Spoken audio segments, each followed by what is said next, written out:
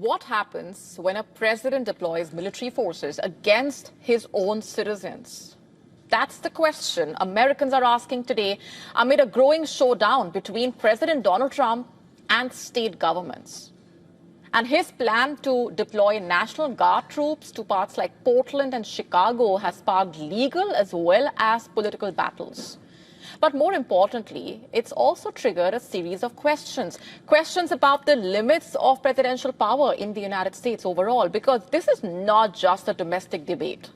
It's about the rule of law in a democracy and the stability of its institutions as well. These are issues that the world has been monitoring closely. And Donald Trump has framed these deployments as necessary to combat what he calls lawlessness, to support immigration, and to support customs enforcement agents carrying out his immigration agenda.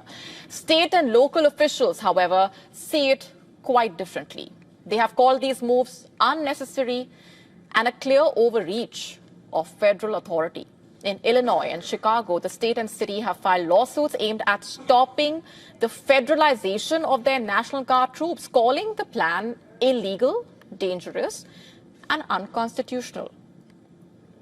A coalition of several cities from across the country filed a court brief late Monday, supporting Oregon's attempt to block National Guard soldiers from being used in U.S. cities. The brief also claimed that Trump had plans to send them to 19 more states. Various leaders say they were gravely concerned that any protest, real or perceived, will actually result in another unnecessary deployment of the military. Cities signing on to support Oregon include Boston, Denver, Seattle, Chicago. A federal judge did not block the deployments for now, but has given the administration a deadline to explain why they should be allowed to proceed. Meanwhile, in Oregon, a Trump-appointed federal judge temporarily blocked the president's efforts to send National Guard troops to Portland. In response, the White House has asked an appeals court to pause that order, keeping the battle moving through the courts. Over the weekend, in fact, Trump authorized 300 Illinois National Guard members to deploy to Chicago to protect federal officers and assets, while the Texas governor offered 400 of his state's troops at the president's discretion. Reports have said that Texas Guard troops have already been mobilized and were seen landing in Indiana, though it remains unclear exactly what role they will be playing once in Chicago. And as the legal battles unfolded, Trump openly suggested he might invoke the Insurrection Act, a centuries-old law dating back to 1792, to deploy military forces domestically in limited circumstances, even without a state's consent. And he told reporters in the Oval Office, I'm quoting, "We have an Insurrection Act for a reason. If I had to enact it, I would do that," quote unquote. Now, the Democratic leaders have disputed the president's claims of rising violence. They have said that the crime numbers in some cities are down. The Illinois governor, in fact, has accused the federal administration of creating a premeditated escalation of violence in order to justify invoking the emergency powers. He said, and I'm quoting here, "The Trump administration is following a playbook. Cause chaos, create fear and confusion, make it seem like peaceful protesters are a mob, all to create a pretext for sending the military into our city," quote unquote. Despite the controversy, the judge, who was appointed by former President Joe Biden, declined to issue an immediate restraining order in Illinois and set a hearing for Thursday, asking the government to provide more information about the deployments. The state attorney general and Chicago's legal counsel have accused Donald Trump of using the military to punish his political enemies. They said that no American should live under the threat of occupation simply because their local leaders are out of favor with the president. Meanwhile, in Portland, the district judge, a Trump appointee, wrote that the president's claims were simply untethered to the facts and said that the U.S. is a nation of constitutional law, not martial law, quote unquote. The White House, meanwhile, is appealing this ruling. The controversy coming as the Trump administration faces a mounting legal pushback, not just from Illinois and Oregon, but from other states as well. California, for example, had filed a legal suit early this year itself after federal troops were sent to Los Angeles to quell the protests related to immigration crackdown. A case that continues to wind its way through the courts. Homeland Security Secretary, meanwhile, has defended the plan to send troops to Chicago, calling the city a war zone. But public opinion appears skeptical. According to a recent CBS poll, 58% of Americans oppose deploying the National Guard. 58%.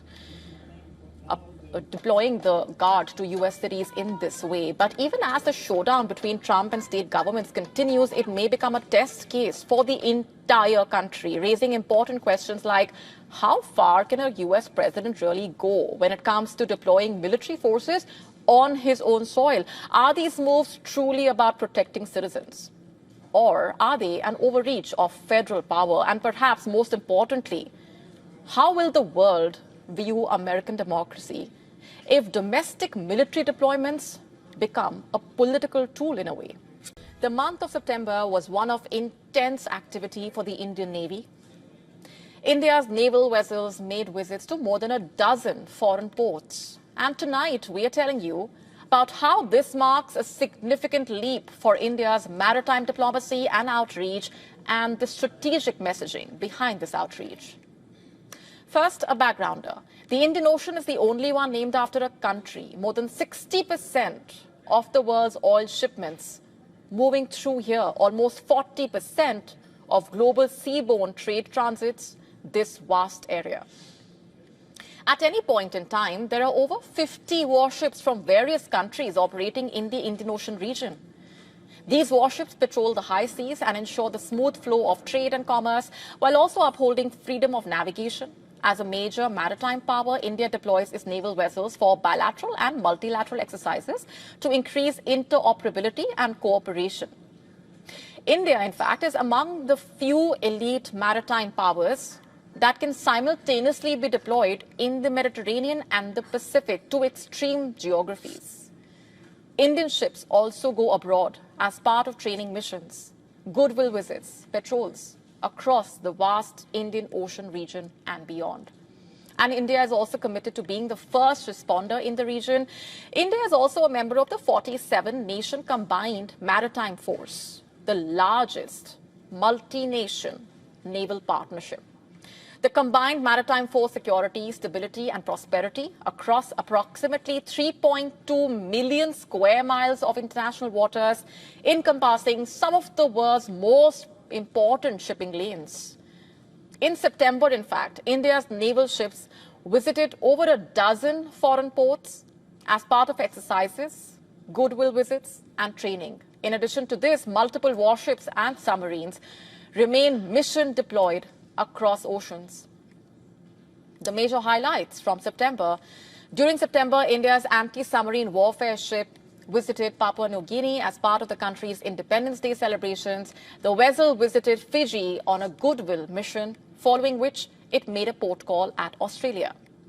Also, India's diving support ship made its maiden visit to Singapore, where it took part in the exercise Pacific Reach. India also showcased its capability to rescue crew from a distressed submarine. India's first training squadron is a fleet of ships where naval cadets undergo at-sea training. Even cadets from friendly foreign countries undergo training on these ships. The first training squadron visited Seychelles and other parts, all in a span of a few weeks. India's stealth frigate, meanwhile, visited Egypt and took part in the US-led exercise Bright Star. Later, the ship took part in a maiden bilateral exercise with Greece. The warship also made a goodwill visit to Cyprus and Italy. In India's immediate neighborhood, meanwhile, a stealth frigate made a goodwill visit to Sri Lanka with regular maritime outreach in the Indian Ocean region and far beyond. India's Navy serving as an ambassador of the country. The Navy builds bridges of friendship, offers support when required, collaborates with partners, enhances interoperability, and enhances people-to-people contact, and builds camaraderie between forces. Precious metals and Bitcoin are rising to new all-time highs this year, alongside risk assets like stocks. In fact, gold surged past $4,000 for the first time ever. taking the market value of the yellow metal to a record $27 trillion. This comes as the US dollar is on track for its worst year since 1973, signaling a generational macroeconomic shift. This year, central banks have shored up their gold holdings to nearly a quarter of their reserves at the cost of the dollar.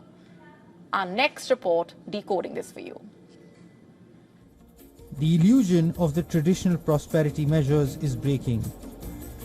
Wall Street stocks are up 40% with over a $20 trillion rally since April lows. AI stocks have been the biggest winners. Gold is trading at new all-time highs, up nearly 50% this year for its best year since 1979. Silver has surged to a record high, up nearly 70% so far in 2025. Bitcoin hit a fresh peak of above $125,000 over the weekend, with $130,000 bets rising.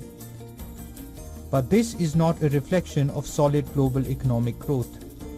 It is a flight from fiat currencies, especially the dollar under Trump's second term. The Federal Reserve is cutting rates into inflation, calling it a need-of-the-hour policy. The uncertainty from Trump policies and the ongoing US government shutdown is weighing on the dollar. The US currency is down 10% this year and is on track for its worst year since 1973. The dollar has lost 40% of its purchasing power since the 2000s. That is reflected in central banks' shift away from the dollar to gold in their foreign exchange reserves. Worries over inflation, deteriorating US fiscal health, Federal Reserve independence and geopolitical instability are raising questions about the stability of long-term treasuries, traditionally the world's safest asset. In response, many central banks are turning back to that barbarous relic, gold. The fortunes of gold and government bonds have diverged sharply this year. That split was highlighted earlier last month. The price of bullion struck a new high and many long-dated bond yields hit levels not seen in years or in some cases ever. US Treasuries have essentially been treading water in global reserve portfolios in recent years. At the same time, central banks' gold holdings have mushroomed thanks to accelerating demand and soaring prices. Gold has recently surpassed the euro to become the second largest global reserve asset after the US dollar. For the first time since 1996, gold represents a bigger share of central banks' reserves than treasuries. Bitcoin has joined gold in the de-dollarization trend this year. The OG token surged to a new record high of above $125,000 over the weekend. Bitcoin is now the 7th largest asset with a market value of $2.5 trillion. The crypto token's allure is now driven by the macroeconomic factors, including the US government shutdown last week. The government shutdown began on Wednesday. That closed down operations at regulatory agencies and bureaucracies entirely or forced them to operate on a bare bones budget and minimal staff. The political dysfunction stemming from the shutdown has renewed investor interest in Bitcoin. The OG token is now considered a store of value monetary technology as faith in traditional institutions falters. The move away from fiat is not just a trend anymore, it is the new reality. Business Bureau, WION World is One. To stay up to speed with the latest news, download the WION app and subscribe to our YouTube channel.